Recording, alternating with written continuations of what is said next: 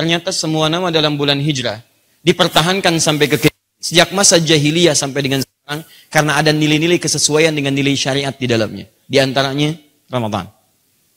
Berasal dari kata ramda, panas yang sangat membakar, terik yang membakar.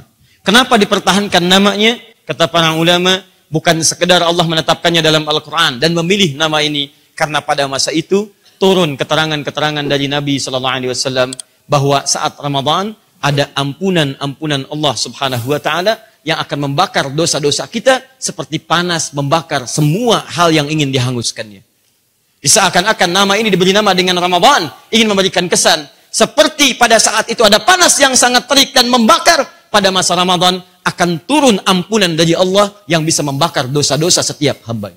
Ramadan, panas yang membakar. Begitu ditambah alif dan nun di ujungnya. Ramadan, yang sinarnya luar biasa teriknya, yang panasnya luar biasa membakarnya. Ketika makna itu dikaitkan dengan nilai keistimewaan Ramadan, ada satu nilai yang terkait dengan makna terik tadi. Apa itu? Banyaknya ampunan Allah diturunkan saat Ramadan, siang dan malamnya, sehingga siangnya dibakar dosa Anda, malamnya dibakar dosa Anda. Seperti panas yang sangat terik membakar, siang malam Ramadan ada ampunan yang panas terik membakar semua jenis dosa yang pernah Anda kerjakan. Dari mana taunya makna itu? Al-Bukhari, Kitabus Siyam, nomor hadis 37-38. Man shama Ramadhana imanan wahtisaban ghufira lahu ma taqaddama min dhanbi.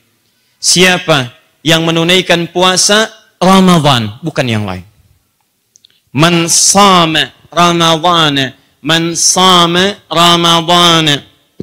Siapa yang menunaikan puasa Ramadan, bukan yang lain. Bukan Senin, bukan Kamis, bukan yang Ayyamul Bid, bukan yang lain. Ramadan. Dia lakukan imanan karena yakin pada Allah Subhanahu wa Ta'ala. Wahtisaban, dia kerjakan dengan serius, sungguh-sungguh. Dia hitung dosa-dosanya. Karena ihtisab itu terkait dengan makna muhasabah. Muhasabah terkait dengan introspeksi diri. Melihat kekurangan diri kita. Menyesali dosa-dosa kita. Maka kalau Anda lakukan dengan serius sambil menghitung menyesali diri, disebut dengan ihtisab. Dia lakukan dengan sungguh-sungguh, dia koreksi dirinya. Apa yang terjadi? Ghufira lahu ma taqaddama min dhanbi. Kalimat Ramadan disandingkan dengan ghufira lahu, diampuni semua dosa-dosanya. Digugurkan dosa-dosanya. Perhatikan cara memahaminya, awas, fokus. Fokus, setiap kalimat kita ambil maknanya. Siapa yang puasa? Puasa dikerjakan di siang hari. Di bulan Ramadan. Berarti ada siang hari di bulan Ramadan yang berpeluang menghadirkan ampunan-ampunan dari semua dosa. Cuma Ramadan, tidak ada yang lain. Ramadan, panas terik membakar. Ramadan, menghadirkan sengatan yang luar biasa. Ramadan lewat hadis ini menyengat dosa-dosa Anda. Kalau Anda berpuasa dengan benar, maka semua dosa-dosa Anda disengat, dibakar, dihanguskan. Selesai sampai saat itu. Siang Ramadan. Saya tanya pada Anda, kalau siang Ramadan sekali atau dua kali? Sekali. Yang dua kali? Bukan sekali, bukan dua kali. Sebulan. Tadi baru siang. Kalau hari itu ada siang, ada malam, atau siang saja, malam saja? Ada siang, ada malam. Baik, ini baru siangnya, Ustaz. Siangnya diampuni, bagaimana malamnya? Taib, hadis yang sebelumnya, nomor 37. Man qama Ramadan. Redaksinya sama. Ramadan, sama redaksinya. Menggunakan kalimat Ramadan. Cuman menunjukkan makna beda. Yang ini soma, yang ini satu koma, dua soma. Ustaz, kok koma sama soma? Kenapa nggak koma sama titik? Dalam nilai bahasa, perhatikan pemaknaan kalimatnya. Man qama Ramadhana. Siapa yang menunaikan qiyam di bulan Ramadan? Kata qiyam selalu terkait dengan solat. Kata qiyam menunjuk pada solat. Dilekatkan dengan kalimat lain, umumnya menunjuk pada ibadah malam. Ibadah malam. Fokus.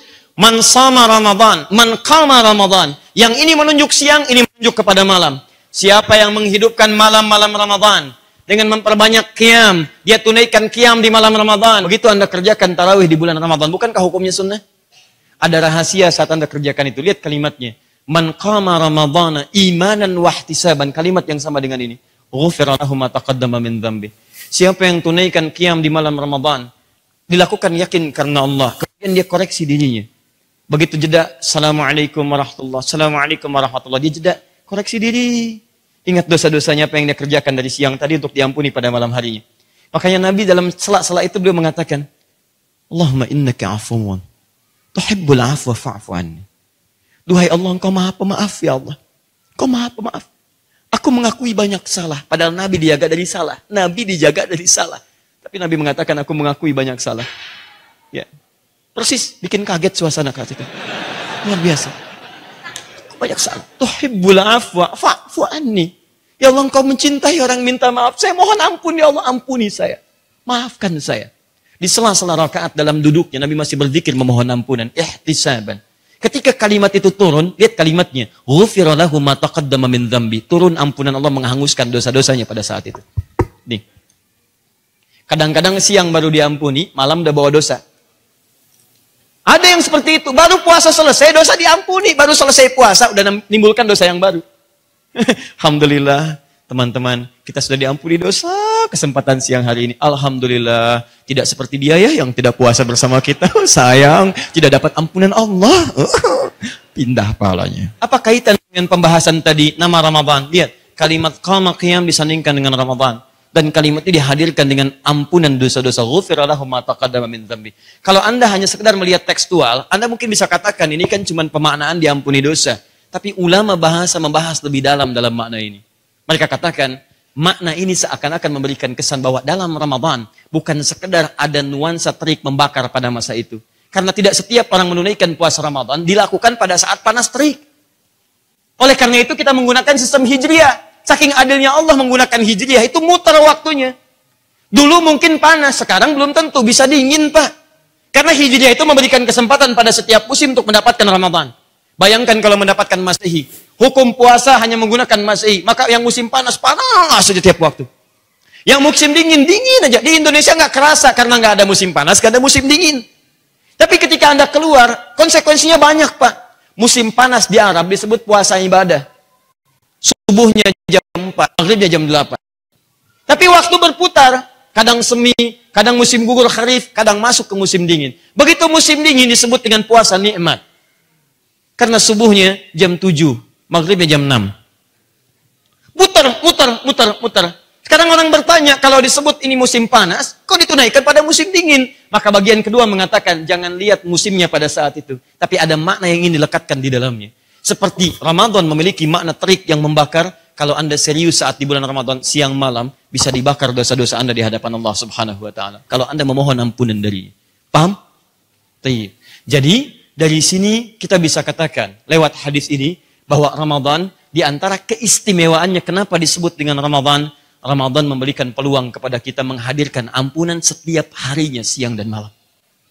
30 hari, kurang lebih.